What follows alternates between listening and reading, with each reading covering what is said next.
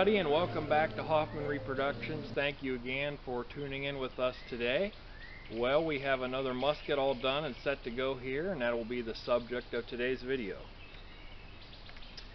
We have another Brown Bess. This particular one was built by myself again, and it was built from parts purchased through the rifle shop. This is the earliest pattern Brown Bess that I've ever built. This is the 1730 pattern musket. The lock markings are actually 1728, so precedes 1730 a little bit. But this is the earliest known musket that would come to have the name the Brown Bess.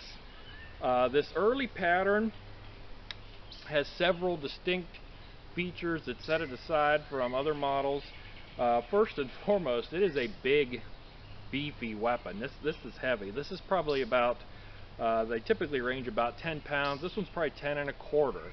A little bit thicker, meatier wrist. We've got a Dutch style trigger guard. That sets it apart from later models.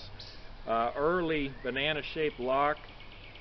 Single bridle, so we have no bridle on the frizzen.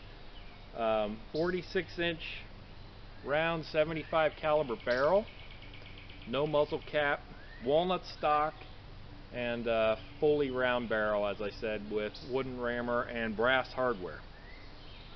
This early musket would be a good choice for individuals portraying various units in the 18th century because it dates back early on in the time period.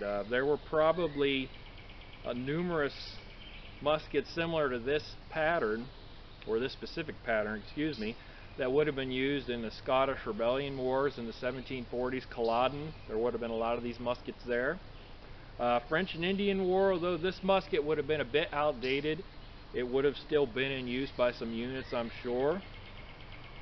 Fast forward to the time period of the American Revolution, and this would not have been issued by the Crown to government forces, but in the American side there were no doubt some of these still floating around and would have seen service during the War for Independence in the 1770s.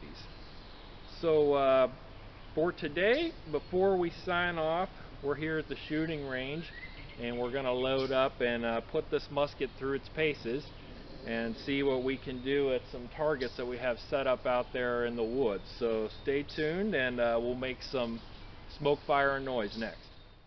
Okay, so we're going to go ahead and fire some live rounds through the musket at this point, and I'll be using 120 grains of our homemade black powder 2F, a 73 caliber round ball with a thick pillow ticking patching, and I'll be priming with the 2F out of my main horn. So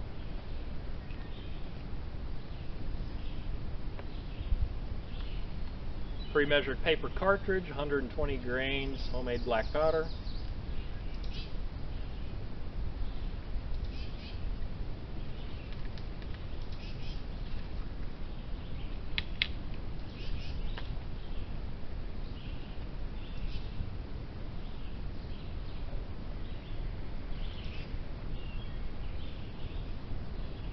Patch that I've just lubricated with some spit out of my mouth and our round ball.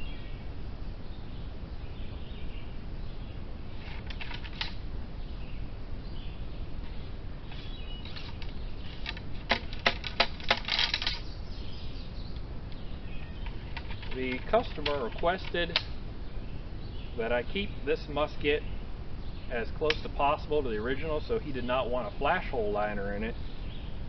So I go ahead and pick the vent just to make sure all's well and nothing's in the way. A little priming.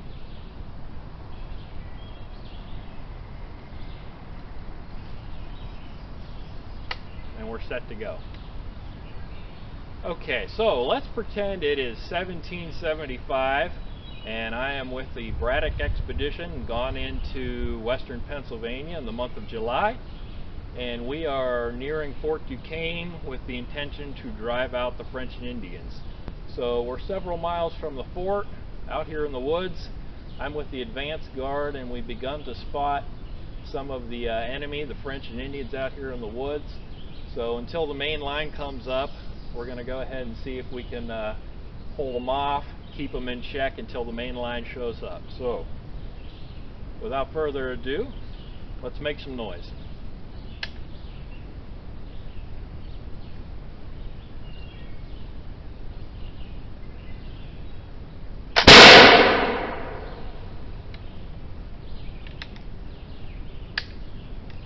Alright, I was aiming at a milk jug about 25 yards out and punched a hole right through it, so we'll load up for shot number 2.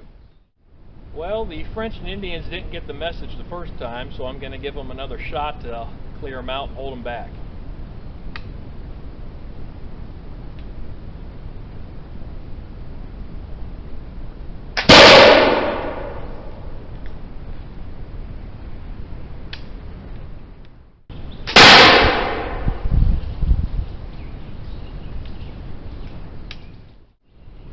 Alright, so before we sign off, a few up close shots of the musket.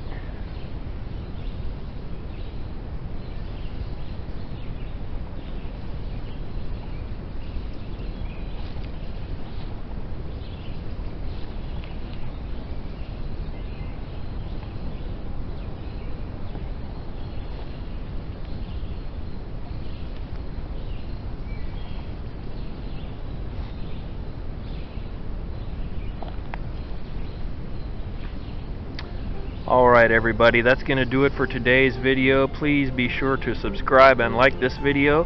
That helps us a lot, and a like helps with the algorithm, so the video will pop up.